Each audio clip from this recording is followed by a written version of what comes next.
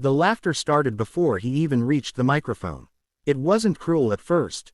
Just scattered chuckles echoing through the vast auditorium, the kind that ripple when something feels slightly out of place. A boy stood center stage, thin and nervous, his clothes worn but carefully pressed. His shoes looked too big for him, and his hands trembled slightly as he adjusted the mic stand. The audience didn't know his name yet, but they had already decided what he was. A joke. At the judges' table, Simon Cowell leaned back in his chair, arms folded, eyes narrowing with curiosity more than interest. He had seen thousands of contestants, some brilliant, many forgettable. This one, at first glance, didn't stand out in the way performers needed to. "What's your name?" one of the hosts asked from offstage. The boy swallowed hard. "My name is Mateo Reyes. I'm from Manila, Philippines." His accent was soft, his voice barely steady. A few people in the crowd murmured. Someone laughed again, louder this time. Mateo heard it. Of course he did. He had heard that kind of laughter his entire life. "Mateo," Simon said, tapping his pen lightly against the desk. "What are you going to sing for us today?" Mateo hesitated, glancing briefly at the audience before lowering his gaze. "I will sing something very important to me." A vague answer. Not a strong start. Simon raised an eyebrow. "Important how?" Mateo inhaled slowly, gathering courage. "It's the song my mother used to sing when we had nothing." The room quieted slightly, but not completely. Skepticism lingered like a shadow. "All right," Simon said, giving a small nod. "Let's hear it." A pause. Then the music began. The first note left Mateo's lips like a whisper. Soft, fragile, almost too quiet to matter. A few people leaned forward, straining to hear. Others shifted impatiently in their seats. Someone coughed. The moment teetered on the edge of collapse. Then he sang the second line. And something changed. It wasn't just his voice. It was the emotion threaded through it, raw and unfiltered. Each word carried a weight far heavier than his small frame suggested. It was as if he wasn't performing, he was remembering. Simon's posture shifted almost imperceptibly. The laughter stopped. Mateo closed his eyes, letting the melody guide him. His voice grew stronger, not louder, but deeper, richer. There was pain there, but also resilience. A quiet kind of strength that doesn't demand attention but earns it anyway. By the time he reached the chorus, the room had fallen completely silent. Every note landed perfectly, not in a technical sense, but in a way that felt human. Real. A woman in the front row wiped her eyes. Simon leaned forward now, elbows on the table, his expression no longer skeptical. It was focused. Mateo wasn't just singing anymore. He was telling a story. Images seemed to unfold through his voice. A small home with cracked walls, a flickering light bulb, a mother humming softly to drown out hunger. Nights filled with uncertainty. Days spent chasing something just out of reach. And through it all, that song. The same one he was singing now. His voice trembled slightly on a high note, but instead of breaking, it carried the emotion even further. It wasn't perfection. It was truth. The audience felt it. A man in the back row, who had laughed the loudest earlier, sat frozen now, his expression unreadable. A teenage girl clutched her friend's hand tightly.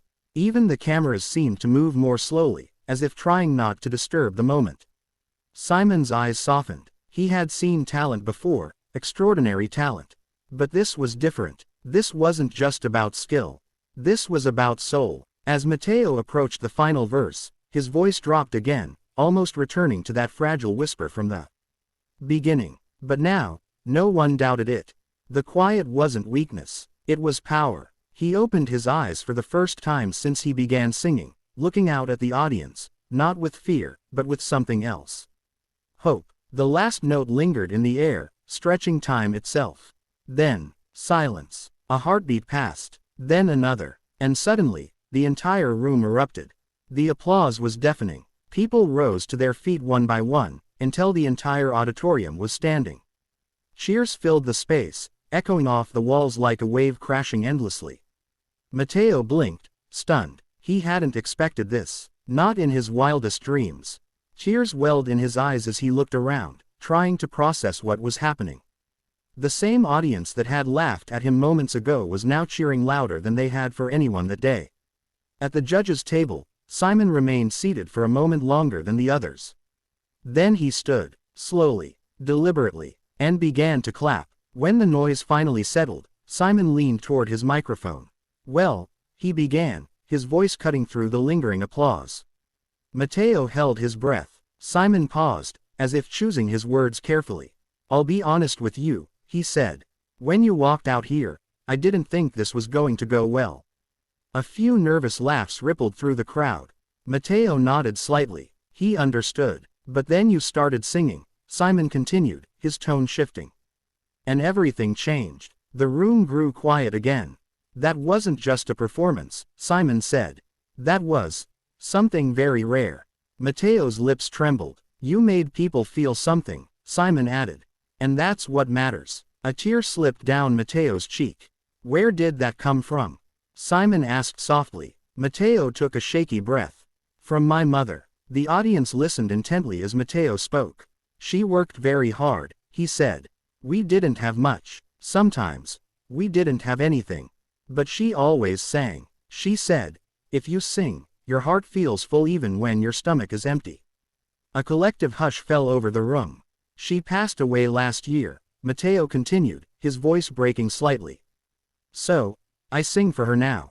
There it was, the truth behind the voice. The reason it carried so much weight. Simon nodded slowly, his expression unreadable for a moment. Then he smiled, just slightly. "Well," he said, "I think she'd be very proud of you." Mateo covered his mouth, overwhelmed. The applause started again, softer this time, but filled with something deeper than excitement. Respect. Simon leaned back in his chair, glancing at the other judges before returning his gaze to Mateo. "You know," he said, "this show is full of surprises. But every now and then, someone walks on stage and reminds us why we do this." He paused. "And that someone is you." The crowd erupted once more. Mateo stood frozen, tears streaming down his face, as the reality of the moment sank in. From laughter to tears, from doubt to belief, from invisible to unforgettable. Backstage, long after the performance ended, Mateo sat alone in a quiet corner, still holding the number tag pinned to his shirt. His hands no longer trembled. Instead, they felt steady, grounded. For the first time in a long time, he felt seen. Not as a poor boy, not as someone to laugh at, but as someone who mattered. Someone who had a voice. And that voice had just changed everything. Later that night, as clips of his performance began to spread across the internet, millions of people watched in awe. They saw the laughter, they saw the doubt, and they saw the moment it all shattered. Comments poured in from around the world. "I wasn't ready for this. He gave me chills. I cried. He reminded me why music matters." But Mateo didn't see any of that yet. He was somewhere else, walking, under the dim lights of a quiet street, looking up at the sky. "Ma," he whispered softly. "I did it." And in the silence that followed, he could almost hear her voice again. Singing, just like she used to. Only now, the whole world was listening.